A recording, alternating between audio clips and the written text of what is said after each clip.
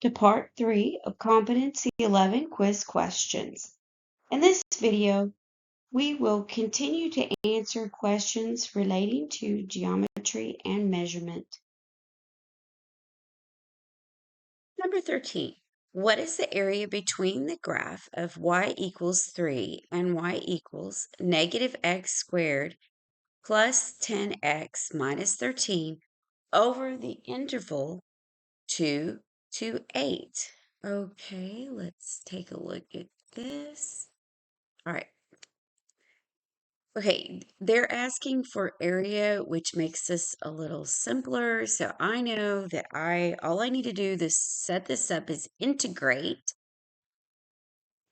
between 4 to 8 because they're basically telling me where to integrate it. Okay, but let's graph this, all right, and take a look at what that really looks like, okay? All right, so what we need to do is clear out what we have here. So let's put in 3, that's y equals 3, and now we need to put in negative x squared, okay, plus the 10x minus 13, okay? Let's graph. Okay, we need to zoom in a little bit. You know what? I think my window needs to be messed with too. Okay, I'll go ahead and push number 6 because that's just our standard. Oh, that did it for us. Actually, and let's change the color. Let's go over and make the first one our y sub 1. Let's find another color for that. So let's go inner and hey, green's good. I don't know how it'll show up. I haven't tried that lately. So let's look at that. Remember, you have to arrow down to the OK and push OK. Now let's push graph again. It's pretty good, but our window needs a little bit of help. Either way, it doesn't matter because we know that what we're doing is that you have to subtract the curve is higher or above. So you're taking and you're subtracting the curve minus the line so you can isolate the area that you need to focus on. Okay, so this means that we need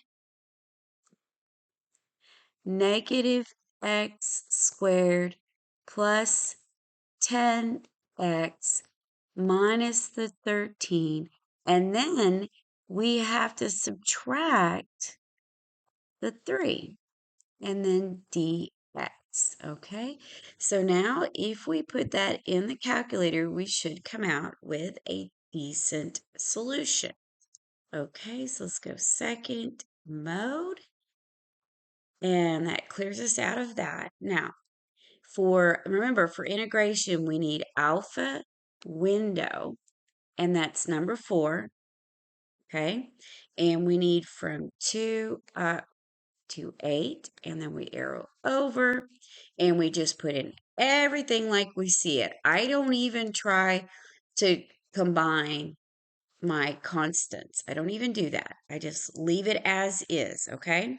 So negative, okay, all right, negative x, and then square it. It's already arrowed over for us. You could arrow over again if you want, but you don't have to whenever you square. It's when you do caret up. If you use caret up, then you have to move over. Okay, anyway, plus 10x minus 13 minus 3.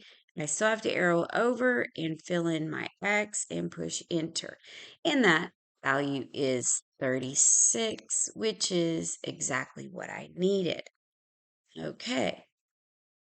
All right, now for number 14, it says, which one of the following is the correct representation of the combined area between the graph y equals 9x and y equals x to the third on the interval of 0 to 5? Okay, this is a clue.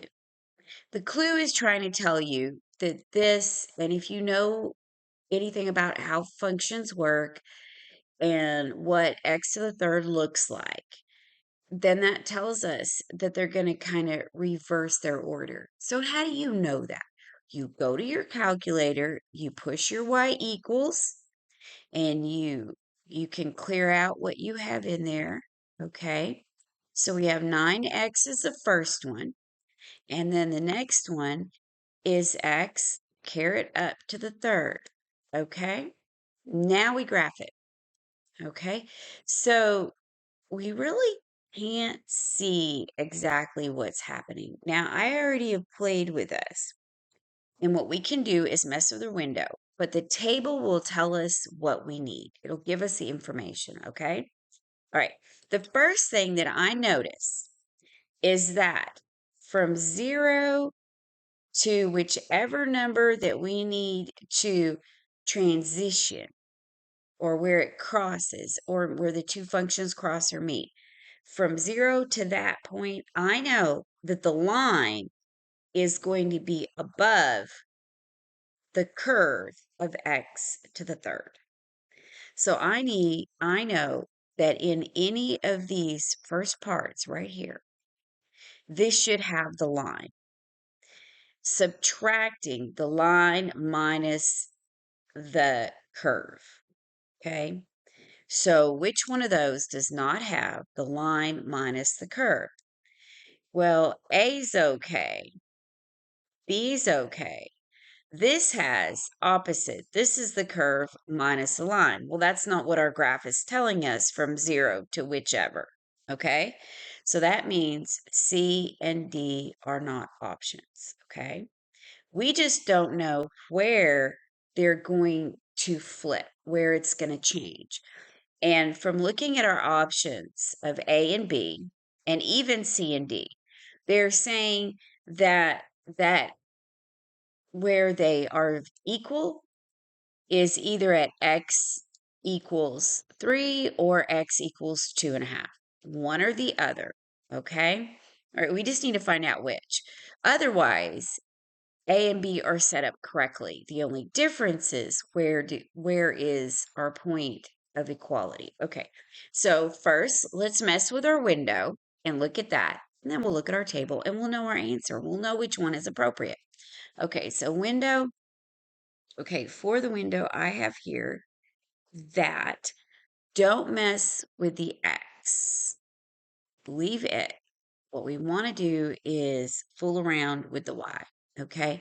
Remember, don't touch anything else other than your minimum, maximum of the X and Y. If you touch other stuff, then you might have some issues you're not happy with, okay? All right, so let's do minus 5, which was a good place to be. That's our minimum. And then the max, we need to put in 40, okay? That was just a good gauge, okay? Now, let's push graph, and it does change. Now, look at what we have. We can look at our graph, and I see 1, 2, 3. It could be 2.5, but it looks like maybe closer to 3. So that tells me that we need to go second window to the table settings, and we need to start at 3, okay? And I like to push enter just so I know it took it. Okay, now, second graph gives us our table. And look, it is at 3. Look, 3 says 27, and 27 is the value for both curves. So that's where the curves are equal. So 3 is our turning point. Let's go back and look at our graph. And that's where the curves switch their position. Okay, so which one is that? Option A. Option A gives us what we need to have a solution. So if we put that in our calculator, which we don't have to, if we put that in our calculator, we would come out with the correct value. Okay, and obviously it's going to be easy to get, but we don't need to worry about that right now. Okay, so let's go to number 15. Now 15 is a different situation. It says, what is the approximate length of the curve y equals x to the 3 over 2 on the interval of 2 to 4. Okay, well, all right, what we're doing is we're doing a how do I want to put it? It's an arc length, so it's going to curve over, and basically we just need to put this equation in. We'll get the exact value, but there's another way to kind of estimate this, okay?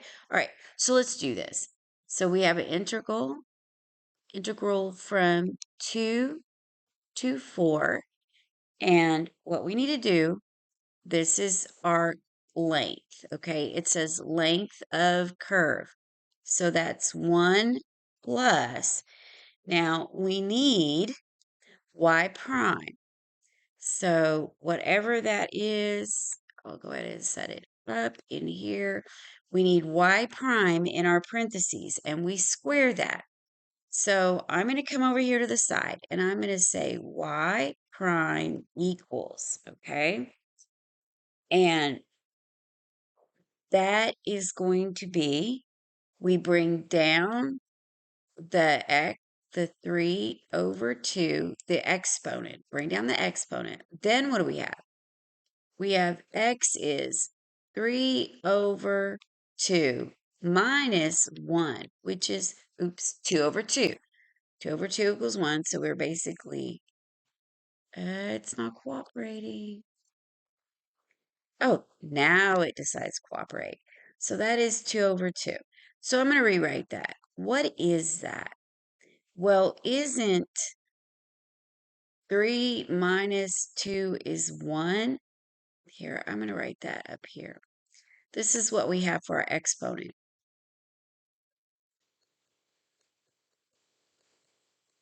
So we get 1/2. So that's 1.5 minus 1 is a half, okay? So really, I see this,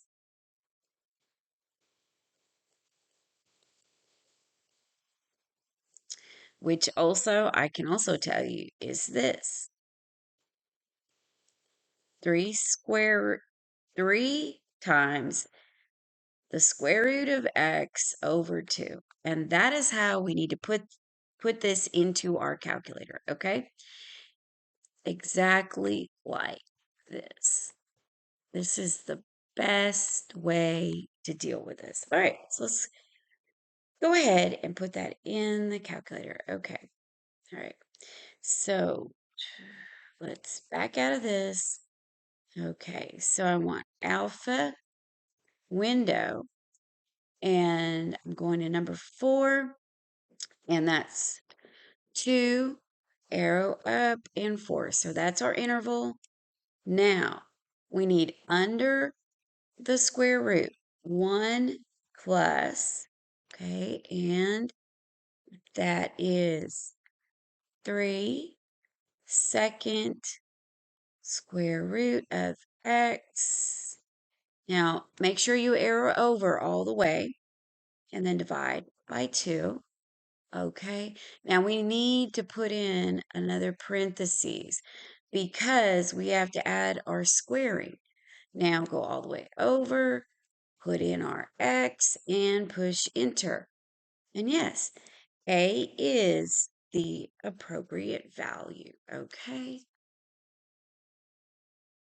Number 16, use the method of slicing to find the volume of the solid of revolution formed by revolving the region between the graph of the function f of x equals 1/2, x equals 1, and x equals 3 about the x-axis. Okay, first, let's see what our image looks like, okay? So let's say y equals, and I already have it put into our y of 1, that's 1 over x. That's our f of x. That's what we're doing first. We're going to look at f of x first.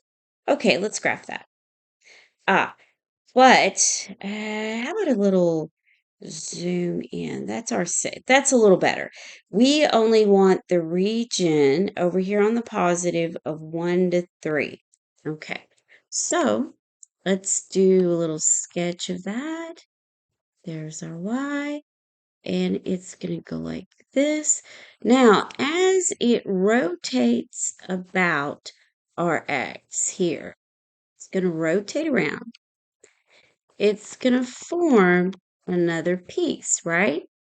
And well, my drawing's okay, I suppose.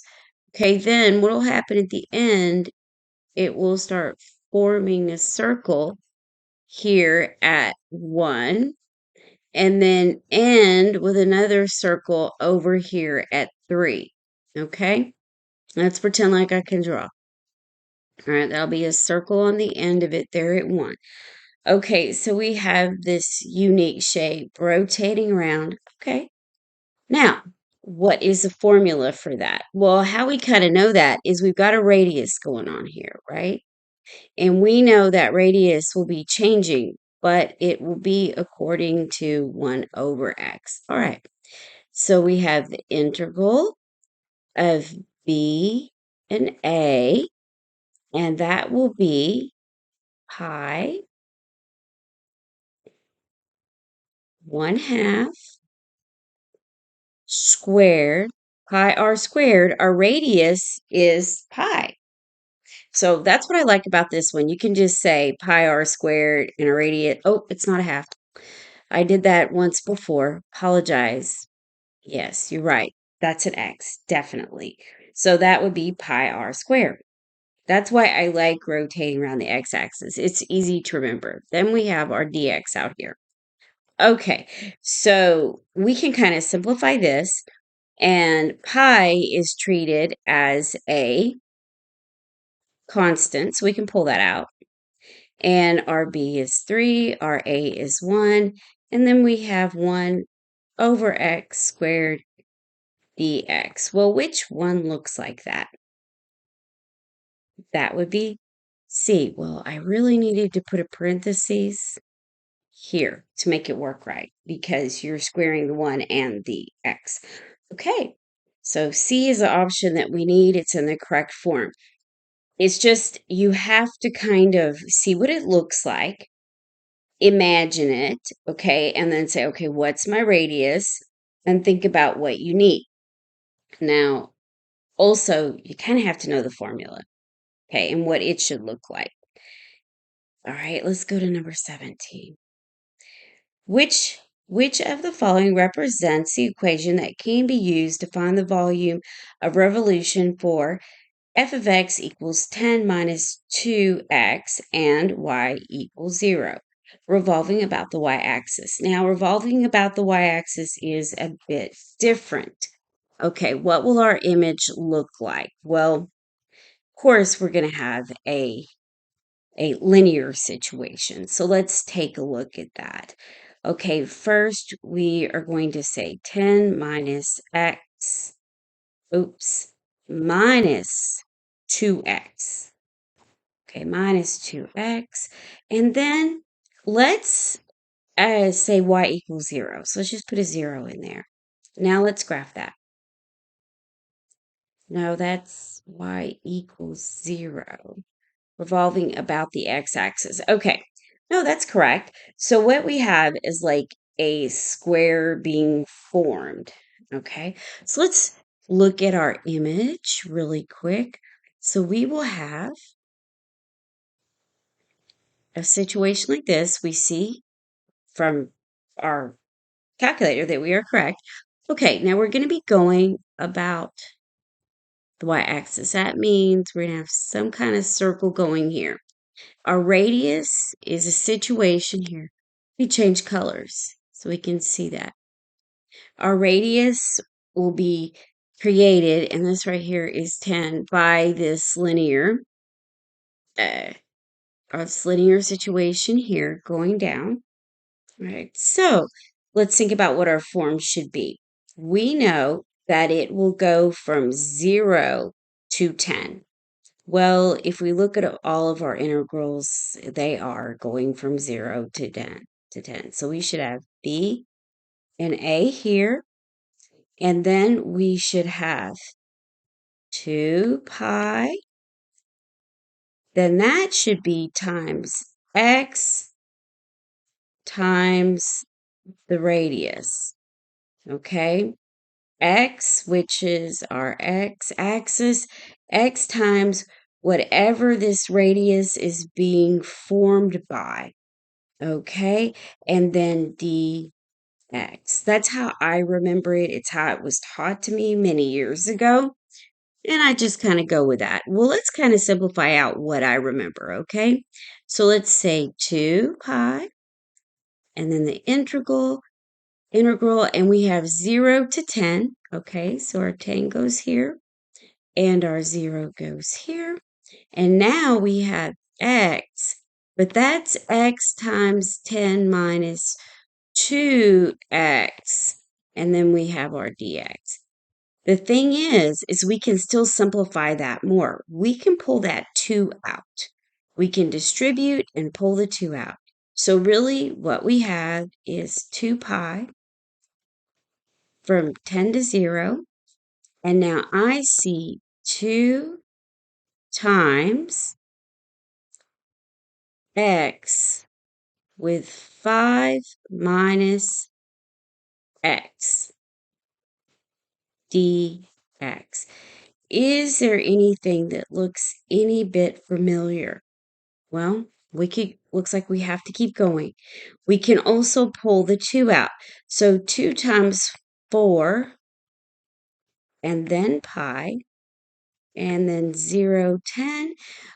So that is going to give us 5x minus x squared dx. Do we have anything even similar? Well, A doesn't work because it didn't have 2 pi. And 2 pi, well, that won't work because we had our 2 pulled out. So looks like, well, this one made a mistake and didn't fully pull the 2, but it put the 2 here randomly. So B is our only selection that's valid. Okay, that's the last question in this particular video. I'd like to thank everybody for watching. Truly appreciate your subscriptions, your likes, and your shares. Happy testing, everyone.